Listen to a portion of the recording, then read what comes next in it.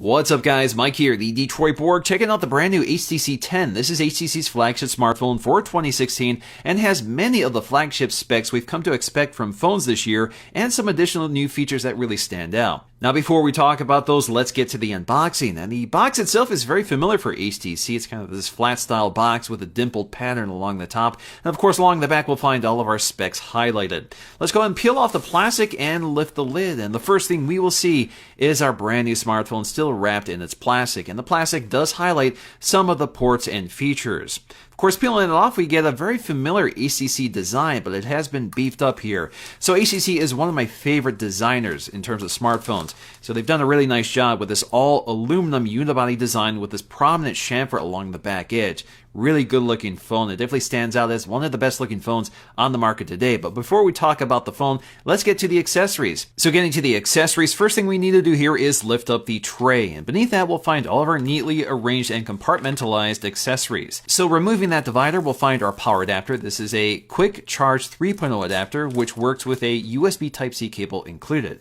So it's USB Type-A to USB Type-C to the phone. We also get a packet with paperwork. And on the top of that packet is a SIM ejection tool for your SD card slot and your SIM tray. The paperwork is pretty standard stuff in multiple languages. So getting back to the phone, let's take a close look around. So once again, we have this aluminum unibody design, very typical for HTC, which is separated at the top and bottom with these antenna strips. Now, one of the great things about this phone's design is that there is no text on the back of it, no regulatory information, so it keeps the design very clean. So along the back, we have our 12 megapixel or ultra pixel camera, which does protrude a bit here. They call them ultra pixels because the pixels are a bit larger than standard. They're about 1.55 microns, when most smartphones are around 1.2. So that's able to capture a lot more light and detail without interference. We also get an f1.8 aperture, which is nice and wide. Again, that lets a lot of light in, and we have optical image stabilization, laser assisted autofocusing with a dual tone LED flash. Toward the top and center of the phone is a headphone jack, which does incorporate a 24-bit DAC,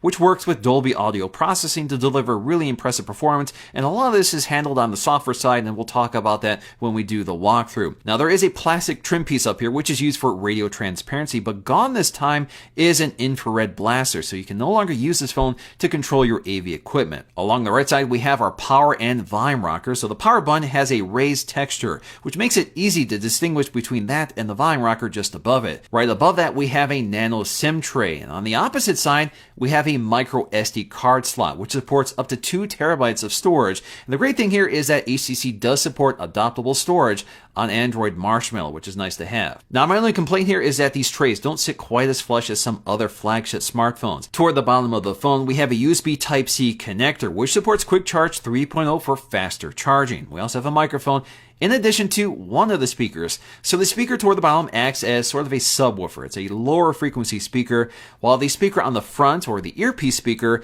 acts as a tweeter. So the combination creates a more fuller, separated sound. So although it's not quite as good sounding as a set of front-facing stereo speakers like the ones from the previous generation, they do sound better than the average speaker. Now, the thing I've noticed here is that the down-facing speaker does most of the work. So if you cover that speaker, it really reduces the sound quality. Also toward the top of the phone are all the ambient light sensors and proximity sensor. We also have an LED notification light, and something that really stands out as a little unusual is this very large ultra pixel camera. This is a 5 ultra pixel camera which delivers 1080p HD video.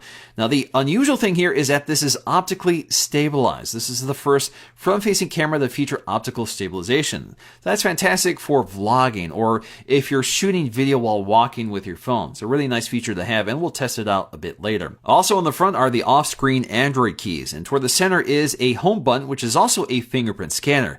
Now, this is a capacitive button. There is no physical click here, so you just tap it in order to use the fingerprint scanner or to go back to the home screen. Of course, on either side, we have our back and recent apps buttons, which are backlit. We also get a 5.2-inch Quad HD display, so we have a lot of resolution here, 565 pixels per inch.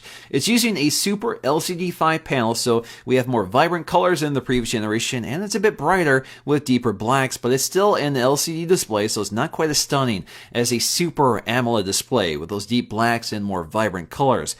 It's not quite as bright as I would like to see compared to something like an iPhone, but you have a lot more resolution than an iPhone. So generally speaking, this is a really good looking display with a nice even backlight, and it is covered in Corning Gorilla Glass 4, so it should be fairly durable. In terms of specs, this phone comes pretty loaded. We have a Snapdragon 820 CPU, an Adreno 530 GPU, 4 gigs of RAM, and 32 gigs of internal storage. So in terms of benchmarks, we're seeing a single core score of around 2400, multi-core score of around 5200. That's pretty impressive results, and that's pretty standard for 2016 flagship smartphones. That's a big improvement over the M9 from last year, which almost doubles the single core score. So this means performance is fantastic on this device, especially since we're running Android 6.0 with a slimmed down version of HTC Sense, which is a little closer to stock Android than before. So overall performance is really smooth and quick. Now in terms of our battery, we have a 3000 milliamp hour battery, which is good for about 5 hours of on-screen time at maximum brightness in my benchmark testing. That is right on target. That's what I hope to see with a phone of this size with this battery. Now in terms of camera quality, with these large pixels, the large aperture, optical image stabilization, and laser assisted autofocusing, we have a really impressive system, and it does deliver really solid results. It's one of the better cameras I've used. So in all lighting conditions, it's able to find focus thanks to laser assisted autofocusing, and with that wide aperture, it lets a lot of light in, which gives us also a really shallow depth of field. So you're able to get those really artistic blurred backgrounds. And because we have all of this light coming into the camera, it's able to find the right exposure for just about any situation. It doesn't overexpose the highlights or underexpose the shadows. Now this camera is really at home in low light situations. It's so sensitive that it's able to actually pick up the stars in a black sky. So I'm really impressed by that. I don't think I've ever seen a phone that can do that. So again, you get a lot of sensitivity without a lot of noise. Now there are some exceptions to this. So if you use any of the HDR functions, you tend to get a lot of color noise, or if you use the flash. So generally speaking, just use the camera's natural ability to capture the right light. Video is also excellent with 4K, and it is stabilized, and it delivers excellent results, and that camera is able to find the right exposure thanks to laser assisted autofocusing. Exposure looks great. Color looks great. My only complaint is that autofocusing tends to hunt around, and that's a problem with a shallow depth of field, because that basically means the camera has to focus more frequently. What's up guys, Mike here, the Detroit Borg, testing out the front-facing camera, the HTC 10, which is an ultra-pixel camera, which means it has really large 1.34 micron pixels, which lets a lot of light in. That combines with an f1.8 aperture, which again lets a lot of light in, and you have a good amount of detail and good exposure. Although the problem I seem to have here is that it doesn't do a very good job compensating for backlight, so it's not able to find my face and brighten up the exposure to focus on my face, so that would be a nice improvement. But of course, this is a stabilized camera, so I can get up and walk around, stomp around, and it's completely smooth, which is a big deal if you're really into taking selfie videos. So if you have a vlog or something like that, you can't really beat the HTC 10's front-facing camera. Next up, let's walk through the interface. So this is Android 6.0 with HTC Sense 8 UI on top of it, which is a little closer to stock Android than it was in previous generations. I really like the improvement here. Now, there are a few quick launch gestures on the lock screen which are worth pointing out. So if you swipe down twice, this will launch into the camera app. So that's kind of useful to have, so you can quickly launch into the camera. If you swipe up, this will unlock the device, and in this case, it took me right back to the camera app I just opened. Now, if you swipe to the right, this will launch into Blink Feed. Of course, I do have to unlock it here in order to access that. Blink Feed is a news aggregator. This also aggregates all of your social media feeds and calendar events. It's a utility I'll look at in just a moment here. Now, if you swipe to the left, this will launch into the home screen. So it takes you directly to the home screen.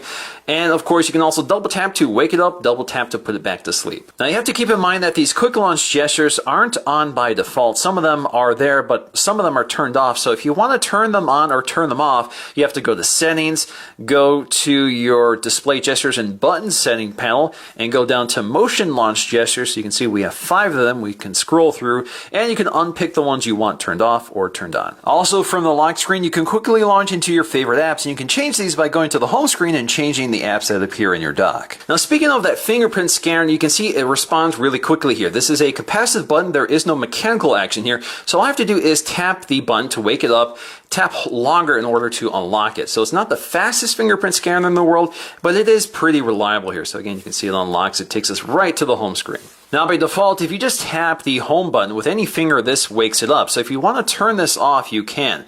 So what we're going to do is go to Settings, go to Fingerprint Scanner, log in, and then we can go ahead and turn off Wake Up Screen. So once we do that, you can see that when we tap that, it doesn't work. So checking out the home screen, if you swipe all the way to the right, you get to Blink Feed. This is a feature we've had for quite a few years. You can swipe down to refresh it, but again, it plugs in all of your favorite news stories, your social media feeds, or whatever you have assigned to plug in information. Now you can modify this by going up to Highlights, and this will allow us to see all of our Twitter feeds. So if you just want to see your Twitter posts, you can do that. If you just want to see the news stories, again, you can pick on that. Or you can just go to Highlight and it aggregates everything according to chronological order. Now you can edit this by going to Plus, and you can turn on or turn off certain features. So you can see your calendars plugged in here. You can add Google Plus if you want, or turn off Twitter and that sort of thing. Now if you don't want Blink Feed at all, you can go to the home screen here, pinch in and out, grab your Blink Feed page and take it up to remove. So this will turn it off. Now, if you want to add it, just go back to add Blink Feed and it's back there. You can also set Blink Feed as your home screen. So just drag it up to set as home. So now when you go to the home screen, it takes you right to Blink Feed. Of course, I don't want that. So again, I'm going to take my previous home screen and set it as home screen. So that's how you set these pages as home screens. Of course, you can also rearrange them if you want. Also from this screen, we can drag and drop our widgets to any one of our pages. We can also select our apps from here as well, or we can add shortcuts. So shortcuts, there's not a lot of them, but they include things like direct dial, direct message, directions, a shortcut to the Google Maps app, and more. Now, Sense 8 really simplifies the drop-down notification shade. It's much closer to stock Android than it was in the previous generation, which is a good thing. I really like it here. So, of course, we have quick setting toggles for a flashlight, do not disturb, and more. Again, you have all those settings here. So again, very close to stock Android 6.0. You can tap and hold on these to take you directly to the settings panel if you want. And we have a few features added that we haven't seen before, such as a calculator. Now, this is a feature that's coming with Android N, so it's kind of nice to see HTC get a jump on stock Android. Now, in terms of these Android keys, we have our home keys. If you tap and hold on it, this will take you to Google Now on tap. So this will scan the screen, and then we'll do a search. Of course, you can also jump right to Google Now if you prefer. Now, we have our recent apps key, and you can see it's pretty close to stock Android here. There really is no difference. We have a clear all button, and then we have search up top. Now, if you tap and hold, this will bring up settings. So for right now, I'm on the home screen. It takes me right to my home screen settings, but if I'm within the Chrome app, I do the same thing. It brings up my settings for the Chrome app. So checking out the app drawer, this is very different from stock Android. So you can see we can scroll through our pages here, but we have lots of other options. So we can search our app drawer if we want. So we can search for whatever app we want, jump right to the Google Play Store to find new apps, which is very handy to have, I think, in an app drawer. You can also rearrange apps. So as you can see, a lot of these apps are in folders, which is nice. So if you want to rearrange apps within the app drawer without taking you back to the home screen, you have to go into this mode, and you can go ahead and drag and drop your apps into new folders or create new folders if you want. But if you look up top here, you can uninstall apps up here as well, or you can hide the app. So if you want to hide the app entirely, hides it from the app drawer and from the home screen, and then we can click done. So that's now invisible. Now, if you want to see those apps again, you have to go to show or hide apps. And so you can see the apps that are hidden, and you can uncheck it if you want. You can also change the wallpaper for the app drawer. So we can go to change wallpaper here and select something else. So let's go ahead and select that, click apply, and then we have a specific wallpaper just for the app drawer. You can also change the layout here. So if you want to go with a custom layout, which keeps everything in their folders and wherever you last placed them, but you can also go with alphabetical, which strips them out of their folders and gives you this continuous list view. You can also go with most recent, so whatever was downloaded most recently will be up top. Customization seems to be a big story with the HTC 10 and Sense 8. And to get to it, just tap and hold on the home screen. This takes you to personalize. So we can personalize the home screen layout. So if we go to this, we can go with the classic layout, which is what we have right now, or freestyle layout. So freestyle layout is compatible with only certain themes. So you have to download different themes from their theme store. So with this theme applied, you can see instead of app icons, we now have these stickers, which can be repositioned to anywhere you want. It no longer conforms to a specific grid. So you can rearrange them in a specific way if you want. Now they're basically shortcuts to the app. So this takes you to the phone dialer if you want. Chrome, this takes you to the Chrome browser, and you can modify these. So tap and hold on this, and you can relink this sticker. So if we go to relink, this gives us the option to change the app that the sticker is associated with. So if you want to change it to the Hangouts, you can do that. There's other options here. So we can also have it to hide the label. So if you want to hide the labels, you can do that for that specific sticker. So again, it's just a more fun way of interacting with your home screen instead of a grid of apps. Alternatively, you can also use this theme in the classic layout. So let me go ahead and select classic layout, and there we go. So you have the theme elements like the icons and the wallpaper, but we have our standard app icons instead. You can also edit your current theme. So this allows you to change your wallpaper, your colors, your icons, the weather clock, your ringtones, notification tones, the fonts, and everything like that. So in terms of our settings panel, pretty standard stuff. We do have HTC Connect, which allows us to set up a server for connecting to other devices, like DLNA devices, which can have access to our media files if we want. But if you give it some time, you can see that we have a feature we haven't seen on Android before, and that is AirPlay support. So I can see all my AirPlay devices powered on right now, my Apple TVs in various areas of my house, so I can go ahead and broadcast audio to those devices just by tapping on them. So again, this will connect to those devices and I can stream audio or video. HTC also makes it easy to transfer content from one phone to this phone. So you can transfer from an HTC Android phone, another Android phone, or even an iPhone. So if you have an iPhone, you basically log in with your iCloud backup or your iTunes account. Under display, gestures, and buttons, we have glove mode. So this allows us to use the screen when we're wearing gloved hands. So this is great if you live in a cold environment like I do. We also have our color profile, so we can go with Vivid or sRGB, and then you can modify this under settings as well. In terms of the navigation button backlights, now we have auto off when inactive, so that's what we have right now. But if you want these always on when the display is on, you have that option as well. Personally, I actually like that, especially if you're not used to this layout. Now, in terms of audio settings, there's a lot going on here. So we do have HTC Boom Sound with Dolby audio processing. So right now I'm using the internal speakers, so I have music mode and theater mode, and I can toggle between those. Now when I'm playing something, that quickly appears in the drop-down notification sheet, so I can quickly toggle this if I'm using those speakers. Now if you connect a set of headphones, you do get different options here. So I can turn off processing if I don't want it at all, or I can go to settings and I can modify this.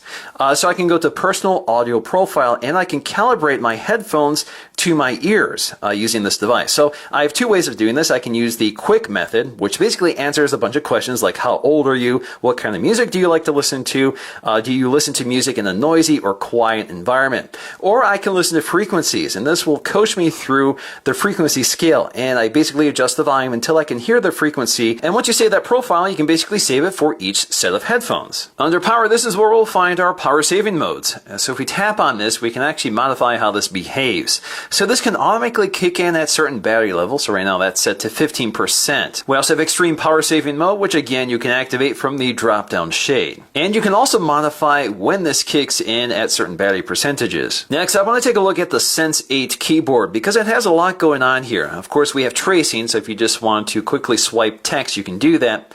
But if you look up here, let's go ahead and get this out of the way. We have this little icon that gets us to more features. That includes things like our voice keyboard in addition to a split keyboard for thumb typing if you want. You can go back to normal here. And you can see we can swipe between our two pages of options. You can edit, change your language, resize the keyboard. So if you go to resize, you can really maximize the size of the keyboard. You do have a fairly big minimum size. You can also shrink the keyboard from either the left hand or right hand side if you want a handable keyboard, and then you can also move it around, so again, lots of options. You can also theme out this keyboard, so you can download keyboard themes from the theme store, and there are a lot of them, which are really vibrant, so if you want something really custom, you can go all out. Now, in terms of the camera app, they keep the interface pretty simple here. You can pinch in and out to zoom, and it's really smooth and quick. Tap anywhere to focus. You can see you can adjust exposure manually if you want. Snap your photograph, tap and hold to take a burst shot. And of course, you can also modify whether you want the flash turned on or not, or set to auto mode. We also have HDR, so you can set that to auto or off. Now we can quickly jump between photo and video mode. So when we're in video mode, we can start recording, pinch in and out to zoom. We also have exposure, so if you want to adjust manual exposure, you can do that. Snap a photograph while recording video, pause it, and resume it if you want. Now if you swipe in from the edge, we can get to our modes, and there's quite a few modes to pick from. We have our photo mode, which includes quick access to these toggles for your resolution. So 4x3 at 12 megapixels is the best resolution, but if you want wide, you can go with something lower. We also have our Zoe camera, which records a 3-second video clip alongside the photograph, and when it's recording it, you can see we get the little animation on the shutter release. We also have the Pro mode, and Pro mode gives us manual controls for things like white balance, exposure, ISO levels, aperture, and our focus points. Now when you're in video mode, you can switch between 4K, Full HD, HD, which is 720p, QVGA, and MMS quality. So of course I want 4K. We can also turn on and turn off high-res audio. We also have hyperlapse and slow motion. Slow motion is 120 frames per second at 720p resolution. We also have our selfie, photo, or video cameras in addition to settings. And with settings, we can apply our geotags. We can turn off the shutter sound, turn on our grid. We have camera options here, which expand out. So that gives us things like auto smile capture, voice capture, and more. So taking a look at the selfie camera, basically the same features that are available on the back camera are also available here, such as HDR, so you can set this to auto if you want. We have a flash as well, and this will basically flash the screen. You can also tap anywhere on the scene to adjust exposure and focus, because we do have a focusing mechanism in here, so you can manually adjust that if you want. Swiping down, we have quick access to our modes, such as selfie video and selfie photo, and if you want to jump to other options, you have that option by swiping to the right. Now, if you go to one of these other options, like slow motion camera, this actually opens up the back camera and closes the selfie camera. So getting back to selfie, there are a few options here which are worth pointing out. So we have our timer, so if you want a 2-second, 5-second, or 10-second timer, we have that option. And then we have our makeup mode. So this sort of softens the details of your face if it can detect the presence of your face. And then you can also change the intensity of that feature here. So you get a slider that softens greater or less. Now quickly comparing the differences between the M9 and the HTC 10, obviously the big difference here is the display. So we go from a 5-inch 1080p display to a 5.2-inch Quad HD display. The new display is also brighter with more vivid colors with better off-axis viewing angles. We also lose the front-facing stereo speakers and gain off-screen Android keys and the fingerprint scanner. Along the back, we trade a 20 megapixel camera for a 12 ultra pixel camera, so bigger pixels, although there are less of them, and we also gain laser assisted autofocusing. The headphone jack has also been relocated from the bottom of the phone to the top center. Next up, let's listen to the speaker quality to see if we can tell if there are any differences. What's up guys, Mike here at the Detroit Board, checking out the brand new LG G5. This is LG's flagship smartphone for 2016 and launches with some notable features, including a modular design. This allows us to remove the battery so we can swap out the battery while retaining a metal frame, but we can also attach accessories like a camera grip or even an audio amplifier. So in my opinion, the M9 does sound better with a wider soundstage and deeper bass response, and you also don't accidentally cover the side speaker on the HTC 10, which can be a problem when you're gaming. So ultimately, I think the HTC 10 really is return to form for HTC. It's a very polished flagship smartphone that gets all the core features right. We have a great design, great display, fantastic camera system, fantastic audio for both the internal speakers in addition to the headphone amp. And they've made significant improvements to HTC Sense 8, which looks much better and performs better than the previous generation. So ultimately, while we don't have a lot of bells and whistles, we have a very polished flagship smartphone that stands out for getting all the basics right. Alright guys, hope you enjoyed this video. If you did, please give it a thumbs up to let me know, and I'll see you again in the next video.